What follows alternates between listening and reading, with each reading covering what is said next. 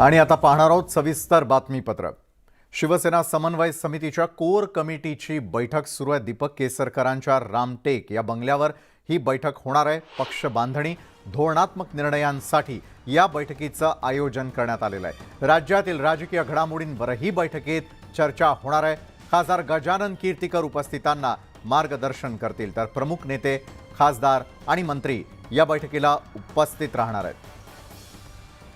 या क्षणाची मोठी बातमी, दीपक केसरकरांच्या रामटेक बंगल्यावरती एका महत्त्वपूर्ण बैठकीचं आयोजन होत आहे। शिवसेना समन्वय समितीच्या कोर कमिटीची ही बैठक असेल। यामध्ये पक्ष बांधणी धोरणात्मक निर्णयांसाठी या बैठकीचं आयोजन केलं गेल्याचं कळत आहे। राज्यातल्या राजकीय घडामोडींवरही या बैठकीमध्ये चर्चा होईल।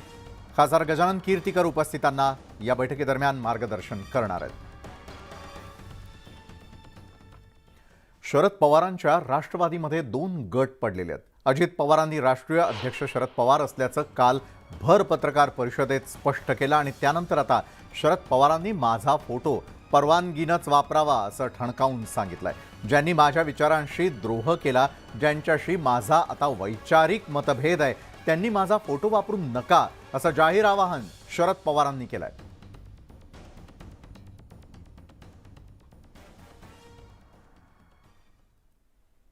तर शरद पवारांनी काय ठणकावून सांगितलंय ते पाहूयात।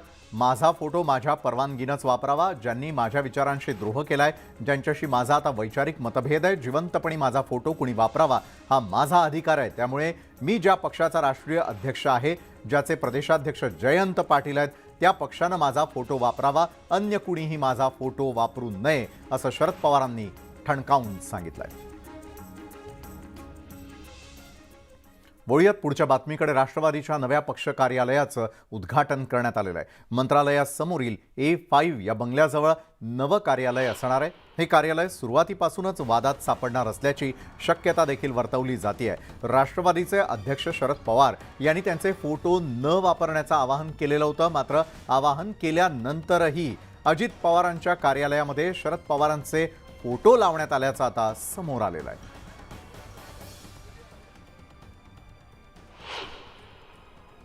आज ही आमची तीच विचारधारा आहे। आजही आदरणीय साहेब आमचे मार्गदर्शक आहेत, दैवत आहेत, त्याच्यामुळे हृदयात साहेबांचे स्थान आहेत आणि निश्चितपणाने कदाचित साहेबांनी हे जरी वक्तव्य केलं असेल तरी मला असं वाटतं की कार्यकर्ता म्हणून आम्हाला तो अधिकार आहे।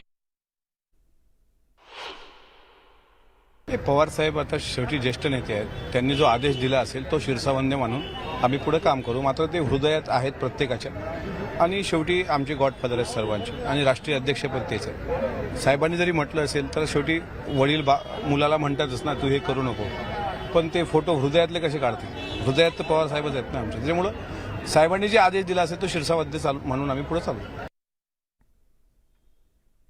आणि याच विषयी अधिक माहिती देत आहेत आमच्या प्रतिनिधी प्रणाली कापसे आपल्यासोबत जोडल्या गेलेल्या आहेत। प्रणाली, जे शिवसेनेमध्ये झालं तेच आता राष्ट्रवादीमध्ये देखील होताना दिसतंय। एका बाजूला खुद्द शरद पवारांनी जिवंतपणी माझा फोटो वापरू नये हे सांगितलेलं असताना आता मगाशी जी दृश्य आपण आपल्या प्रेक्षकांना दाखवली त्यात स्पष्टपणे दिसतंय की अजित पवारांच्या मागे शरद पवारांचे फोटो या नवीन कार्यालयामध्ये लावण्यात आलेल्या नव्या वादाला तोंड फुटलंय। प्रणाली, अगदी खरं आहे असं म्हणायला हरकत नाही, कारण शरद पवारांनी जेव्हा जाहीरपणे हे वक्तव्य केलेलं आहे, अगदी त्याच वेळेला दुसरीकडे राष्ट्रवादीच्या या नव्या कार्यालयाचं उद्घाटन होत होतं। उद्घाटन झाल्यानंतर जे भेटीगाठीचं सत्र आतमध्ये सुरू होतं त्या दरम्यानचे हे व्हिडिओ आहे, ज्याच्यामध्ये आपल्याला स्पष्टपणे दिसून येतं की अजित पवार जिथे उभे आहेत त्यांच्या मागच्या बाजूला शरद पवार यांचा एक मोठा फोटो तिथे लावण्यात आलेला आहे। त्यामुळं खरं तर आपण बघितलं की शिवसेनेमध्ये आतापर्यंत असं झालेलं होतं की बाळासाहेब ठाकरे असेल किंवा दिघे साहेब असतील, हे दोघेही जण आत्ता हयात नाही आहेत। त्यामुळे त्यांचा फोटो लावण्यावरून जरी वक्तव्य झालेली असली तरीही तो लावू नका अशा पद्धतीचं वक्तव्य जे आहे ते जिवंत नसल्यामुळे, ते हयात नसल्यामुळं कुणी केलेलं नव्हतं। परंतु या प्रकरणामध्ये स्वतः शरद पवार जेव्हा जाहीर आवाहन करतायत तर नक्कीच याच्यामध्ये कायदेशीर पेचसुद्धा निर्माण होऊ शकतो। उद्या जर शरद पवार यांनी कायदेशीर कारवाई करत जर या गोष्टीवर आक्षेप घेतला तर अजित पवार आणि त्यांचा जो काही गट आहे त्याला हा फोटो वापरता येणार नाही। त्यामुळे नक्कीच येत्या काळामध्ये माझा फोटो कुणी वापरावा हा माझा अधिकार आहे असं म्हणणाऱ्या शरद पवारांनी जर कायदेशीर कारवाई करायचं ठरवलं तर मात्र अजित पवार आणि त्यांचे गट किंवा त्यांचे समर्थक अडचणीत येऊ शकतात. त्यांना कदाचित हा फोटो काढावा लागू शकतो आणि इतर कुठल्याही बॅनरवर तो लावायचा किंवा लावू नये याच्या संदर्भात जर हे प्रकरण कोर्टात गेलं तर मात्र नक्कीच यातून नवीन वाद आणि त्यातून नवीन प्रकरण जन्माला येईल, यात काही वाद नाही.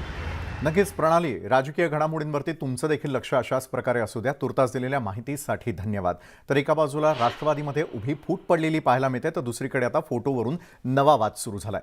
तर वळूयात पुढच्या बातमीकडे. अजित पवारांसह राष्ट्रवादीच्या 9 जणांचा मंत्रिमंडळामध्ये समावेश झाल्यानंतर त्यांना कोणतं खातं मिळणार आहे याची उत्सुकता लागून होती. अखेरीस ही उत्सुकता लवकरच संपणार असल्याचं समोर आलंय. राष्ट्रवादी मंत्र्यांचं संभाव्य खाते वाटपाची यादी न्यूज 18 लोकमतच्या हाती लागलेली आहे आणि या यादीनुसार उपमुख्यमंत्री अजित पवारांना महसूल खातं मिळणार आहे, तर छगन भुजबळांकडे ओबीसी कल्याण खात्याची जबाबदारी सोपवण्यात येऊ शकते. दिलीप वळसे पाटील यांच्याकडे संसदीय कार्य आणि कृषी, तर अदिती तटकरेंकडे महिला आणि बालविकास खात्याची जबाबदारी सोपवली जाऊ शकते.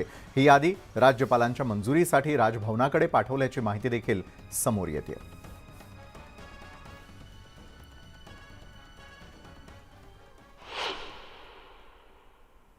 तर एनसीपी मंत्र्यांची संभाव्य खाती काय असू शकतात त्यावर आपण एक नजर टाकतोय. यामध्ये महसूल मंत्रीपदी अजित पवार, ओबीसी कल्याण मंत्री म्हणून छगन भुजबळ, कृषी खातं दिलीप वळसे पाटील यांची ही संभाव्य खाती असू शकतात. त्यानंतर कामगार कल्याण मंत्री या ठिकाणी हसन मुश्रीफ, महिला आणि बालविकाससाठी अदिती तटकरे आणि समाज कल्याणसाठी धनंजय मुंडे यांच्या नावाची देखील चर्चा सुरू आहे. एनसीपीच्या मंत्र्यांची ही संभाव्य खाती आपण पाहतोय. युवक कल्याण क्रीडा संजय बनसोडे, अन्न आणि नागरी पुरवठा अनिल पाटील, धर्मराव आत्राम, आदिवासी विकास मंत्री अशी संभाव्य खाते एनसीपीच्या या सर्व मंत्र्यांना मिळू शकतात.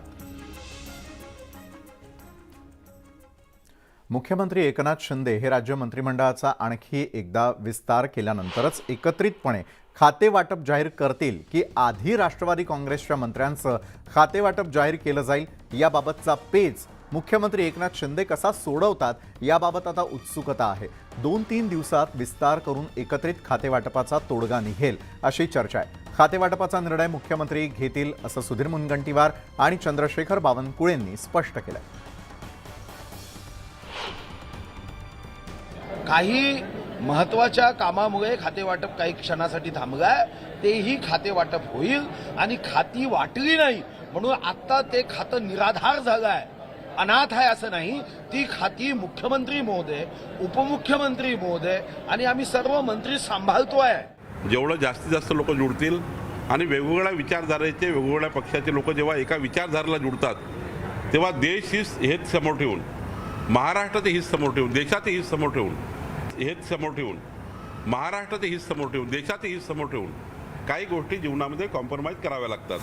त्यामुळं याला कोणतं खातं मिळेल, त्यांना कोणतं खातं मिळेल, शेवटी सरकार आहे.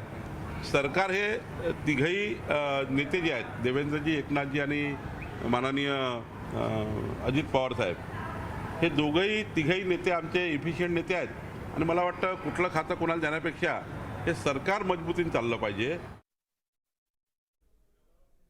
महाराष्ट्राचा सत्ता संघर्ष पुन्हा एकदा सर्वोच्च न्यायालयासमोर आलाय.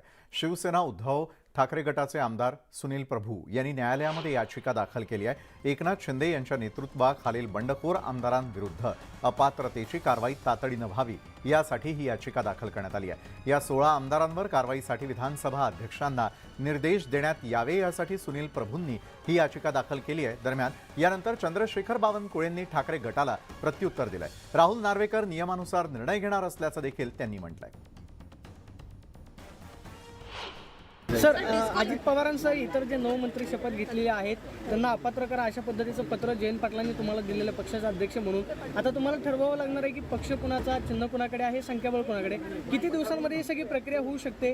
कारण दोन्ही गटाकडून मागणी सगळे नियमांचं पालन करून, संविधानिक प्रविधान जेवढे आहेत त्या सगळ्यांचं पालन करून उचित निर्णय उचित वेळी घेऊ. असं आहे ते नियमात जे काही असेल ते अध्यक्ष हे स्वतः वकील आहेत आणि त्यामुळं राहुल नार्वेकरजी जे काही निर्णय देतील किंवा दिला असेल किंवा देणार असेल, मला वाटते नियमात देतील. आणि राहिला उद्धव ठाकरेचा प्रश्न, ते कुठेही जातात किंवा त्यांना जाण्याचा अधिकार आहे.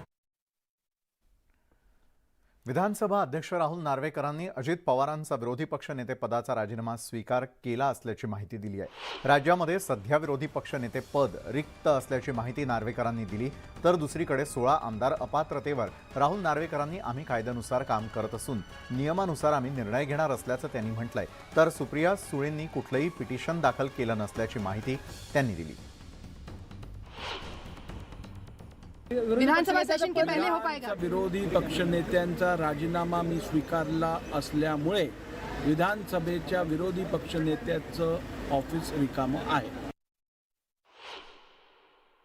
आपल्या माध्यमातून एवढंच सांगू इच्छितो की जो कोर्टचा निर्णय मी घेईन तो निर्णय जस्टिफाईड निर्णय असेल, इक्विटेबल निर्णय असेल, त्याच्यात कुठचाही पक्षपात नसेल आणि हा निर्णय घेताना सगळ्या विधानसभेच्या नियमांचं पालन केलं जाईल. जे संविधानिक प्राविधान आहेत त्यांचं पालन केलं जाईल. कुठच्याही प्रकारची दिरंगाई केली जाणार नाही आणि तसं करताना कुठच्याही प्रकारची घाई केली जाणार नाही ज्यातून मिसकॅरेज ऑफ जस्टिस होऊ शकेल. राहुल सर, सुप्रिया सुले ने जो डिस्क्वालिफिकेशन की पिटीशन डाली उसकी क्या स्टेटस है सर? नहीं, मुझे इसके बारे में कोई मालूमात नहीं है. तर महाराष्ट्र अनलिमिटेडमध्ये वेळ झाली आहे एका छोट्याशा ब्रेकची. नंतर आपल्या सगळ्यांचं पुन्हा एकदा स्वागत. राज्यामध्ये राजकीय घडामोडींना आता पुन्हा एकदा वेग आलेला आहे. त्या पार्श्वभूमीवर उद्धव ठाकरे आता महाराष्ट्र राज्याचा दौरा करणार आहेत. ठाकरेंच्या दौऱ्याची सुरुवात विदर्भातून होणार असल्याची माहिती समोर आली आहे. विदर्भ दौऱ्यामध्ये उद्धव ठाकरे सभा घेऊन शिवसैनिकांना संबोधित करतील. विविध शहरांमध्ये जाऊन संघटनात्मक ताकद वाढवण्यासाठी उद्धव ठाकरे प्रयत्न करणार असल्याचं देखील समोर आलंय. सध्याच्या राजकीय परिस्थितीवरही या बैठकीत चर्चा झाली आहे.